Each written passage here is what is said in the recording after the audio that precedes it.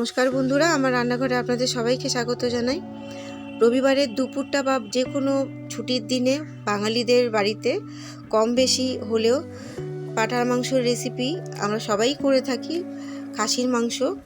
তো আমি আলু দিয়ে আর টক দই দিয়ে করেছি। আলু ছাড়া তো একদমই অসম্পূর্ণ, ভালোই লাগে না আলু ছাড়া। তো আমি আমার মতন করে করেছি খাসির মাংসটা। আপনারা পুরো রেসিপিটা দেখুন। আর আমি এর জন্য 500 গ্রাম খাসির মাংস নিয়ে নিয়েছি। সাইজগুলো এরকমভাবে করেছি, আপনারা চাইলে একটু বড়ও রাখতে পারেন। আর এখানে 1 কাপ মতন টক দই দিলাম, আর 2 চামচ সরষের তেল দিলাম, আর অল্প একটুখানি পরিমাণ মতন এখন নুন দিচ্ছি। আবার অল্প পরে যখন কষবো তখন লাগবে, তো আমি অল্প দিলাম নুনটা। আপনারা নুনের পরিমাণটা নিজের মতন করে নেবেন। এবার আমি একটুখানি হলুদ দেব, 1 চামচ হলুদ দিয়ে দেব, দিয়ে ভালো করে মেখে নেব।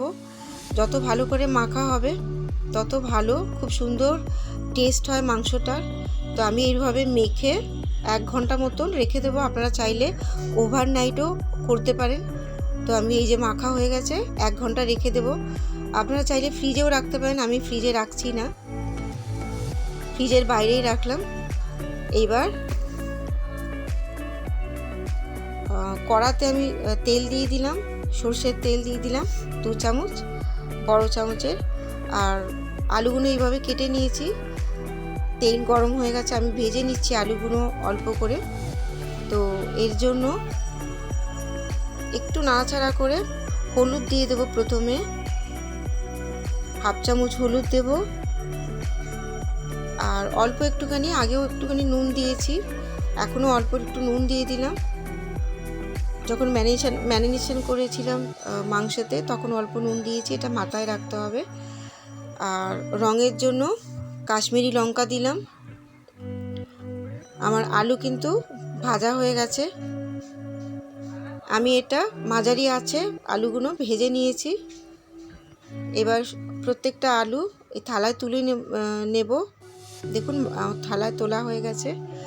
এবার ওই তেলেতেই আমি দারচিনি, এলাচ আর লবঙ্গ দিলাম, আর 1 চামচ মতন জিরে দিয়ে দিলাম। এবার একটা বড় সাইজের পেঁয়াজ, সেটা একদম ঝিরিঝিরি করে কুচিয়ে নিয়েছি। একটু লাল হয়ে গেলে একটু লাল লাল করে ভাজবো। আর তারপর একটা পেস্ট দেব, আর সেই পেস্টটা হলো লঙ্কা, কাঁচা লঙ্কা, আদা আর রসুন। এটা একটু বেটে নিয়ে তারপরে পেস্টটা আমি এই যে করে নিয়েছি দিয়ে দিলাম। সেটা আমার পেঁয়াজ ভাজা হয়ে গেছে অনেকটাই। দিয়ে আমি অল্প অল্প করে জলের ছিটা দিয়ে মাঝারি রাখবো আঁচটা।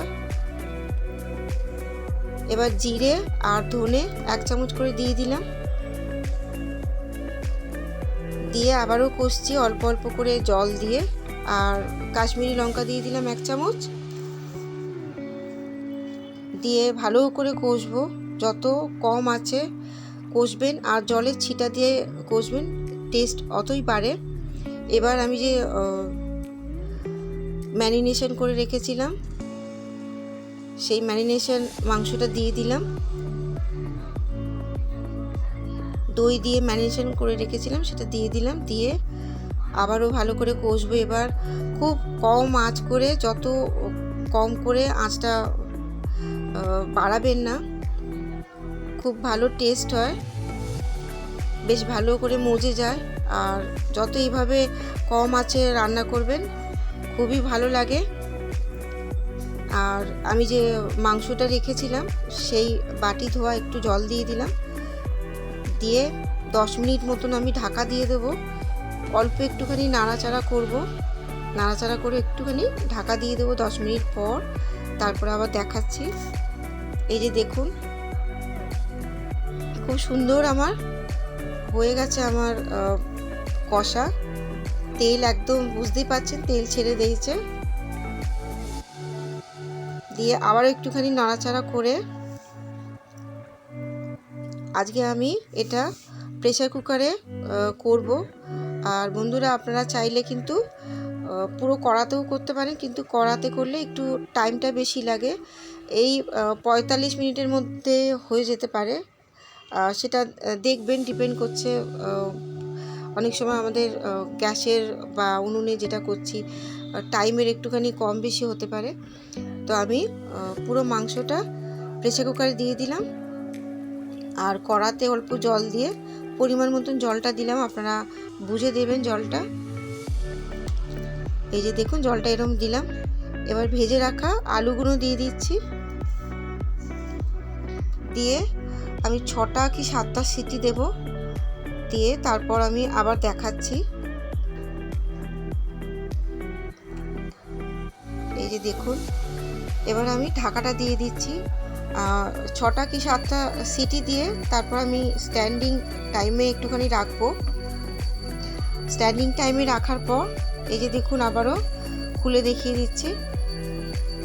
আমি একটুখানি গরম মশলা গুঁড়ো দিয়ে দিলাম। আমার কমপ্লিট মাটনের ঝোল, দুপুরবেলার মাটনের ঝোলের রেসিপি।